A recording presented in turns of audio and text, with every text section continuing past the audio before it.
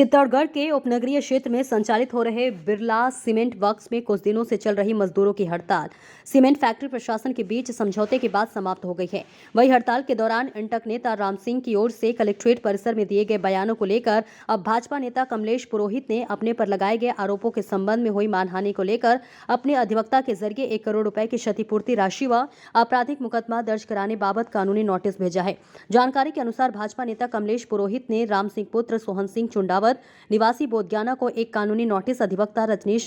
पितलिया के मार्फत 1 करोड़ रुपए की क्षतिपूर्ति की राशि सिविल डिफेमेशन हेतु एवं धारा 356 भारतीय न्याय संहिता 2023 के तहत आपराधिक मुकदमा दर्ज कराने बाबत भेजा है। नोटिस में बताया गया है कि 3 सितंबर 2024 को कलेक्ट्रेट परिसर में ज्ञापन देने के दौरान इंटक नेता राम सिंह ने सांसद समेत कमलेश पुरोहित व अन्य भाजपा नेताओं पर मीडिया कर्मी के समक्ष जानकारी देते वक्त आरोप लगाए हैं, जिसमें बताया गया है कि कमलेश पुरोहित सहित अन्य नेताओं द्वारा बिरला प्लांट में ठेके लेने के लिए गैर कानूनी हड़ताल करवाई जा रही है। इनको ठेके दे देंगे तो हड़ताल आज ही खत्म हो जाएगी। वहीं इन आरोपों को लेकर कमलेश पुरोहित ने बताया कि न तो उसका बिरला सीमेंट में कोई ठेका है और न ही कोई नया ठेका उसने लिया है। केवल मात्र लोगों के बहकावे में आकर राजनीति छवि धूमिल करने के लिए और उसकी ख्याति को ठेस पहुंचाने के लिए और जनमानस में उसकी छवि को दागदार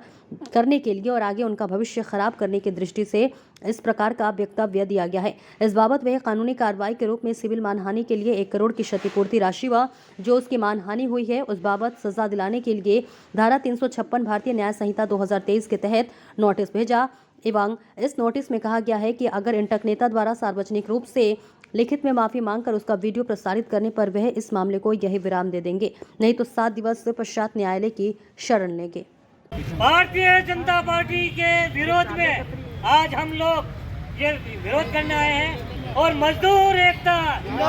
मजदूर एकता, मजदूर मजदूर मजदूर मजदूर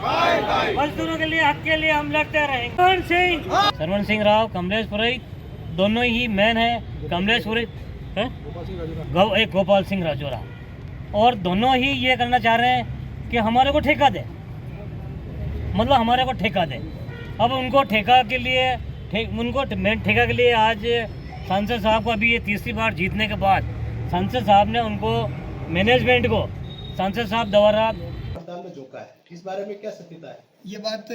जैसे आप बता रहे हैं, मुझे भी मीडिया के माध्यम से ही पता लगा कि इस प्रकार का आरोप मुझ पर लगा है। लेकिन मैं आपसे निवेदन करना चाहूँगा कि जब भी हम गरीब के हक में खड़ा होंगे तो एक इकोसिस्टम काम करता है और वो इकोसिस्टम चाहता है कि साम दाम दंड भेद किसी भी प्रकार से सहयोग में जो लगे हुए लोग हैं उनको पीछे किया जाए। उसी कड़ी का एक हिस्सा मैं भी हूँ। हमारे माननीय सांसद साहब के ऊपर भी आरोप लगाए, मेरे अन्य साथियों के ऊपर भी आरोप लगाए। जिस प्रकार के आरोप लगाकर उन्होंने हमारे भविष्य को बर्बाद करने का जो प्रयास किया है, मैं समझता हूँ आम जनता इन बातों को अच्छे से ढंग से जानती है कि हम किस प्रकार से संगठनशील व्यक्तित्व के साथ उनके साथ खड़े रहे। उनके आरोप लगाने के बाद भी लगातार 4 दिनों तक हड़ताल चली। अंत में उन मजदूरों को और जो न्याय मिला, मैं उन मजदूरों के साथ हमेशा खड़ा था, आगे भी खड़ा रहूँगा। मैं इस न्याय के साथ खड़ा हूँ। अब आगे आपकी क्या रणनीति रहेगी? मैंने मेरे अधिवक्ताओं से बात की है और चूंकि ये मानहानि का मामला बनता है तो मैंने 1 करोड़ रुपए की मानहानि के दावे के लिए हमारे माननीय अधिवक्ता रजनीश जी पितलिया साहब से बात करके मानहानि का नोटिस आदरणीय राम सिंह जी को भिजवाया है। मैं चाहूँगा या तो वो सार्वजनिक रूप से जिस प्रकार से उन्होंने मुझ पर आरोप लगाए वो वापस ले लें, अदरवाइज वो उस मानहानि के मुकदमे को झेलने को तैयार रहें। यही मेरी मंशा रहेगी। सरकार जो कमलेश जी पुरोहित है वो भारतीय जनता पार्टी के पूर्व में जिला महामंत्री रहे हैं और राजनीतिक उनका व्यक्तित्व है, और उनके खिलाफ जो बाइट्स जो उन्होंने मेरे को पेन ड्राइव में सौंपी है और जो अखबारों की कटिंग मेरे पास लाए हैं, उनको देखने से लगता है उन्होंने सीधे सीधे एज ए इंटक नेता के रूप में राम सिंह जी ने आरोप लगाया कि बीजेपी वाले ये करवा रहे हैं, घटना करवा रहे हैं, हड़तालें वो करवा रहे हैं, और सीधे रूप से बिरला प्रशासन को दबाव में लेकर ये लोग ठेके लेने जाते हैं। तो बाजार में जो मैसेज जा रहा है वो ये जा रहा है कि वो एक जनप्रतिनिधि नहीं होकर खुद के धंधे पानी करने के लिए या ठेके लेने के लिए जो इस प्रकार की हड़तालें करा रहे हैं। तो निश्चित रूप से ये भारतीय कानून के अंदर जो भी पहले आईपीसी थी, आईपीसी में धारा 500 लगती थी, और अभी जो नई भारतीय न्याय संहिता आई है उसके अंदर धारा 356 के अंदर किसी व्यक्ति की छवि को मुंह से बोलकर अखबार में प्रकाशित करके इलेक्ट्रॉनिक प्रिंट मीडिया के माध्यम से उसकी छवि को धूमिल करने का जो प्रयास किया जाता है वो मानहानि के रूप में आता है। और दूसरा, कानून के अंदर सिविल डिफेमेशन का भी जो दावा चलता है, जिसके लिए मेरे पक्षकार की डिमांड थी कि 1 करोड़ रुपए का मुझे मुआवजा चाहिए। उसके लिए हमने इनको कानूनी नोटिस भेजा है, और अगर वो 7 दिन के अंदर